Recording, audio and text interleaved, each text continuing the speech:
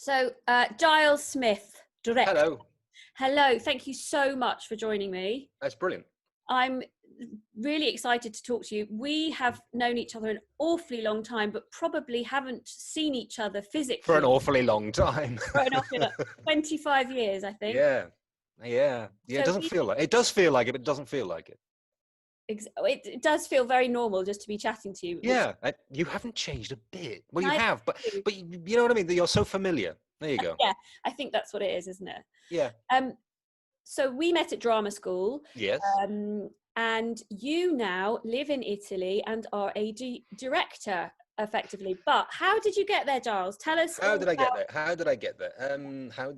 This is a very good question. I never wanted to be an actor. I never told anyone this, but I never wanted to be an actor. I always wanted to be a director. And it was my mother who said, well, you either go to university and do a degree in literature, or you train as an actor. And I'm not in any way academic. So I thought, okay, well, sod it, I'll go and be an actor. And I auditioned. I did the auditions, and I was lucky enough to get in. I don't know, but it was never really it was never the goal. But I thought I'll train as an actor, and that might make me a better director. So I did that, and as you know, and then left, and very, very slowly, sort of tortoise sort of pace, I started doing stuff and writing things, and I ended up going back to the Guildhall as a teacher, and we did 34 plays by Pinter in 5 weeks. Which is fantastic. Wow. And then after that, yeah, it was great. It was great. It ended up being very paranoid at the end of it, if you know Pinter at all. But it was brilliant. It was fantastic. Really lovely group. And then after that, finished at Easter, and then I came back in the summer term to do a first year Chekhov. And then I was invited to San Miniato, which is the European School for the Art of the Actor. I did some work there in 2002 and in 2003. And there, in that 2003 group, there was an actor who was from Milan who invited me to a regional theatre, one of the regional, a bit like Birmingham Rep, just to give you a sort of context, to do some work there, which was in a place called Ancona, which is if you look at the boot, it's on the calf of the boot.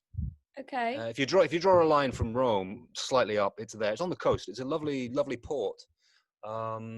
Did some work in Ancona for a while, and I was at that point in my life in 2003 when I wanted to start my own stuff. I wanted to do my own things. I'd worked for a long time at the National Theatre in the West End and whatever, but I was getting bored, and there was a sort of I was getting bored, and I also didn't like Tony Blair going to war. So I think it's maybe a time to leave. So I went, a bit foolishly. I didn't really plan it very well, but I went, and here I am 17 years later, 16 years later, whatever it is. So I went to Ancona, started teaching, doing workshops, doing shows, writing stuff, longish story short, started a company, wrote, directed, led workshops, been over Europe. I went to New York with a show of mine that I wrote in 2012, went to the Grotowski Theatre in Poland. When my son was born, we closed the company. I'm now independent. 2 years ago, I was back in London with a play I wrote, which we did little bits of at the National Portrait Gallery. I wrote a couple of screenplays. I'm trying to get my film made. And so I tinker about. At the moment, I'm teaching acting at the Italian Conservatoire. There's an Italian version of RADA. Yeah. And my first show after lockdown was we finished 10 days ago. And it was very, very interesting. Okay. Yeah, it was very interesting. But there you go. That's sort of little. I'm a writer and a director and a teacher. There you go. So where did you meet your partner that you had your son with? Going to Ancona, I was in Ancona, and then I travelled across to Bologna, and I was in Bologna for a bit, and then I organised a workshop in Rome, and I did a workshop in Rome, and she was there, and so we met like that. She's an actor, um, so we met in Rome, and long story short, Yeah. 16 years later. Okay. So, Giles, tell me, Yes. how has COVID-19 affected you? Well, now, when this show I just did that closed, that did its last performance about 10 days ago, I went on a recce for the theatre 2 days before lockdown. Can I say quarantine rather than lockdown? Because Yeah. lockdown sounds like I'm a prisoner. I'm not. It was quarantine. But 2 days, I was with my designer, and we went to do we went to the theatre to measure up, whatever. And then 2 days later, we were in quarantine. And there was that immediate moment of, oh, bugger. And then I had 2.5 months of actually not being able, only being able to go out to walk the dog, or to go to the chemist, the pharmacist, to get whatever medicine or whatever we need, and to do the shopping. But going out at night to walk the dog, I had this, because I live just outside of Rome. I live about 20 miles outside of Rome. And it's a town, and it's a great little town, but and it's very very very busy because it's a commuter town. But during lockdown, no one was around, so all the pizzerias were closed, all the bars were closed, and at night with the dog, it was amazing. And I have to say, I was able for the first time in feels like a century to think about what it is I wanted to do. And I ended up making 3 very, very short little films, just sort of personal little diary thing, 3 minutes each they were. And I posted them out, and that big, huge response, 3,000 people, which was really quite surprised me, because I did it for me. I didn't do it for anyone else. I did it for me to sort of exercise demons and things. So I had a really, the forced silence, the forced sort of solitude was actually really beneficial. It was fantastic up to a point. So on one hand, it was a great period of just being able to think and plan, and to do something with very limited resources in a very limited space, because it's a very small house, and to create something. And that was really good. But you need to go out, especially if you got kids, especially if you got young kids. Yeah. So on one hand, it was great. On the other hand, it was, you learn, or at least I learned, just how stupid people can be, and how, the real basic level of primal animal bovine stupidity can really come out in people. But it's the complete change in human interaction has changed. People look at you as if they're trying to spot if you've got the disease or not. At least they do here. At least that's maybe I'm just paranoid, Jim. I don't know. I think on some level you're right. I think we've become suspicious of each other. Italy's had a very, obviously similar, but also a very different way of dealing with Yeah. corona. And you guys were in serious lockdown early on, but Yes. for a long time. It's been handled well at the beginning of it, right in the end of February, March, when it all kicked off. Not a lot of people. Some people were saying, "Oh, we're all stupid. The Italians are stupid. Everyone's laughing at us because we're taking these precautions." But actually, ahead of the game a little bit. The lockdown worked. It really did. And at the end of the day, I think if everyone had done it quicker, we wouldn't be in the crap we're in. So your partner is an actor as well. So what's it been like? Did it just stop? Did the theatres close and there was no work for actors or for theatres? Yeah, the theatres closed. The theatres, cinemas, everything closed. Everything closed. The theatres opened again. I started rehearsing for this in June. till June, and the theatres opened at the end of June, but very limited. Wow. There were only one or two of the big ones that opened. But that was in Rome. That wasn't everywhere. That was just here. That was Right. just in Rome. People are stupid. People will go to the restaurant and they'll go to the disco, but no one will go to the theatre. Yeah. All the theatres are operating on a half capacity. So if, for example, the theatre I was in had a 250 capacity, and it was operating at half that because you have to give the space. But how are they managing that financially then? How can they possibly? They're not. They're not. And They're so it, is there support from the government for the arts like there is in the UK? What's it like?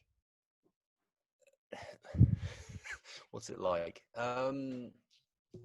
There's a lot of good intentions, I think, but there's no real concrete plan. But then it's not the same here. It doesn't work in the same way. There's no arts council Hmm. in this country.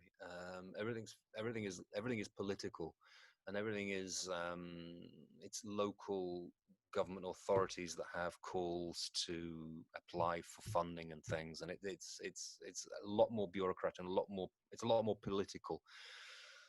Um, so no, money isn't ever available. It's sort of wing and a prayer, but it's always a wing and a prayer. You sort of do a job and you get paid for, if you're lucky, a long time after it.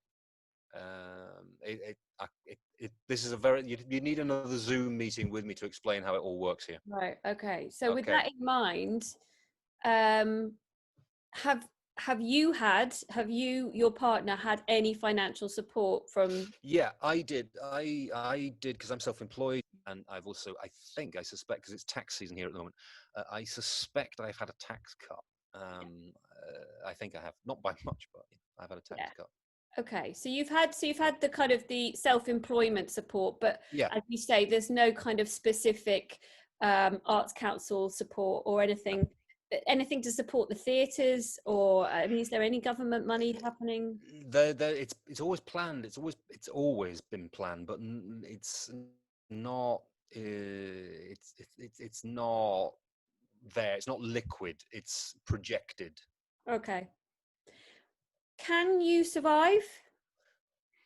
I will survive. It sounds like a Gloria Gaynor song. It's the sequel to a Gloria Gaynor song. Well, you know as well, or probably better than me, that after all the years we've been doing this, you find a way to survive, and you invent stuff. So yeah, but no. Like us, are you in a second wave? Are you seeing a kind of another? There's. I don't know if it's a second wave or it's just spikes. I don't know. I think some people are saying it's just a spike. Some people are panicking and saying it's a second wave. It could be a second wave. We're in the middle of it right now, so we don't really know. Okay, so It's you're still wearing masks when you're all the in. time. Oh yeah, yeah. We have to. I mean, there's an obligation to wear them. I agree with it. I wear it because I understand from my son's point of view, who is an at-risk kind of. Mhm. Um, who is an at-risk category. I endorse it. Some people don't. Some people are lax about it. Some people are overly zealous about it. It's human, so people react as their character dictates a little bit. Without a really firm, strong set of rules, we will always be divided. You know. Well, the rules should always be few and simple. In any situation like this, the rules should be few and simple and very easy to understand. So that's really Disaster. interesting. It's really interesting then that you are effectively kind of back at work, if be it to sort of on a slightly. Well, yeah, but then there's also the restrictions within work. This play I directed is basically it's Don Giovanni, which is about a sex mad guy, right? It's a modern version. Ian McEwan wrote the script. Modern story about this composer who does nothing but shag, basically. But the rules say that all the actors have to be 1.5 meters apart. So how are you? on stage. How are you Well, getting? we did it because I'm a genius. No, I'm Obviously. joking. I'm not a genius. I'm not a genius. But we had to motivate all the actor motivations, all the directing, we had to factor in. Okay, we need to justify this, that you're a meter and a half apart and you can't touch. And it took a lot of thinking, but we did it, and the people who came to see it, no one noticed, which I was quite pleased about. Um, I was also not pleased about it because I thought, can't you see the Yeah, effort we've made to make this work? I was going to So say. that's the weird one. If no, not when your theaters reopen, you will probably have to do this as well. And it really is a feat of imagination to justify keeping people a meter and a half apart, and the little tricks you need to find to justify why someone leaves a chair and stuff, all that stuff, and it will keep you up all night planning it. I love it. Can't wait. Yeah, Can't wait for that blink yeah. in time. I tell Yeah, you. yeah. I was there with pencil. I had a shoebox, and I had pencils and baby, kids' games, Lego furniture and stuff, working out all the moves. Love it. Yeah, which I don't work. I never work like that, but I had to. What's made you the saddest about the last 6 months? The utter the political apathy towards people who are providing a life after what we do. Not only us, but also people who run restaurants, bars, anywhere there is a social gathering of people, which gives so much money back to the state every year. Utter apathy. And I mean, it's worse in Britain, because Britain, and I think the arts and entertainment, let's say, is what, the second biggest Yes. income, and it's second or third or whatever it is. I can't remember. Here it's not as big as that. It's fashion that is big here, and pasta, obviously. But but the utter the utter disregard and apathy that okay, you said it yourself. You said A-list actors are on the telly complaining and whatever. Right, quite right too, because we need those people to complain. But there's also those people that who aren't on the telly, that pay their taxes every year and suddenly have nothing. And it's all those people that keep the business going. So you've got A-list people on the telly and in films and theaters and whatever. It's the utter disregard and the indifference to it Yeah. that has made me the saddest. That, and also people that profess to love the arts but refuse to go to the theatre, but you see them at restaurants. Yeah. I just think, hold on a minute. I mean, well, because that's just hypocrisy. You don't want to. You're closer in a restaurant than you ever will be in a theatre, because there's a seat apart. You're further apart. Yeah. Do you find that in Italy that people who work in the arts are expected to work for nothing? All the time. Yeah. I still often work for nothing. Why is that? What is that about? What's that about? Well, let's do it. Let's take it. I'll try and keep it as similar from my point of view. Working in this country, let's put it into 3 different categories. There's category 1, which is you're fresh out of college, you're new, no one knows you, you've got to start. You're not going to, unless you're very lucky, as we both know, you're not going to end up being super famous immediately. And if you want to work, you need to do it yourself. So you end up doing work, investing your own time and money in it. Let's say you leave college at 21, and from 21 to, let's say, 35, let's say, you invest your own time, your own money, you do your own things, and a lot of it is unpaid. A lot of it is expenses only. And then after that, you start going into the second bracket, which maybe people have seen you and whatever, and you may end up getting paid. But it will mostly be what is the equivalent of equity minimum, Yeah. which is 80 euros a day, 85 euros a day. Right. And that's gross.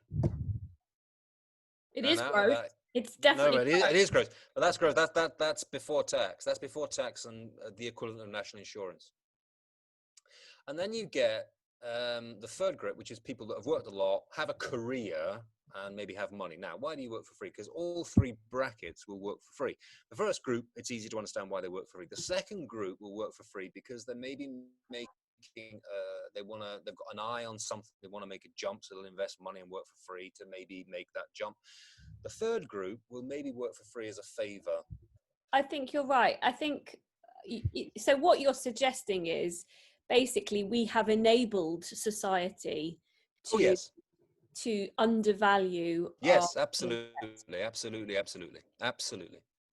I hate it, but it's Because I think, you it. know, we found, so Hot Buckle found, we got asked to do a couple of gigs for the council here over the summer, and there was that sense of how little can we pay you, you know. um And the thing is you want to work, don't you? Everybody wants to Yeah, work, so yeah, you yeah. take it. But actually, speaking to my friends Andy and Ellie, who run Odd Socks Theatre Company, which is a bigger company, you know, Andy was saying, but unless you say, sorry, no, I'm not going to work for that, it's never going to change. And the No, problem is we would never say that because yeah. we all desperately want Yeah, the yeah, yeah, yeah, job. yeah. It's exactly that. And I think that's the same the whole world over. There's also another thing, which is in this situation, people maybe work for free in order to make a stand and say we need to keep these open, so we will work for free to keep the place open. Yeah, And I can understand that, but it's not going to solve it anything. doesn't help. No, No. it doesn't. Giles, Hello. if somebody told you you were unable to do what you love and what you have worked all of your life to achieve, Mm, yeah. what else would you do? Well, this is what's going through my head. Um, um, and it's been going through my head way for a while. COVID sort of brought it to my head a little bit, but it's been going through my head. Um, I, the transferable skills. It's a horrible phrase, and I hate it. I'm a very visual thinker, and I like to create visually. So I make puppets, and right now I'm taking an awful lot of photographs. Um, I think I'm an optimist, so I think something can always be found. And no, was it Nietzsche? I'm not Nietzsche, but was it Nietzsche who said, you know, you can live with any how as long as you have a why? All of us who are working in the arts, when we're told or when there's a barrier, we just find other ways through it and around it, because that's what we do, because we create. Yeah, these bloody people that use the word adapt. Think about travel adapters when you use that word, and the nightmare they are. Yeah, Yeah, man. adapt. Adapt. Yeah, adapt. It's a don't. So yeah, you know, glass of wine, something to smoke. Yeah. Yes. My final question, Giles, is what would you like your legacy to be? Um, I never gave up.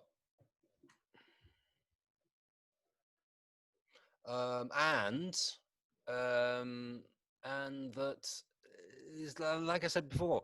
There's always a way through. Um, it sounds a bit kung fu-y, zen-y, Buddhist, and I'm not any of those things. Um, but I think you always have what you need to fight your way through the forest. I think. Okay.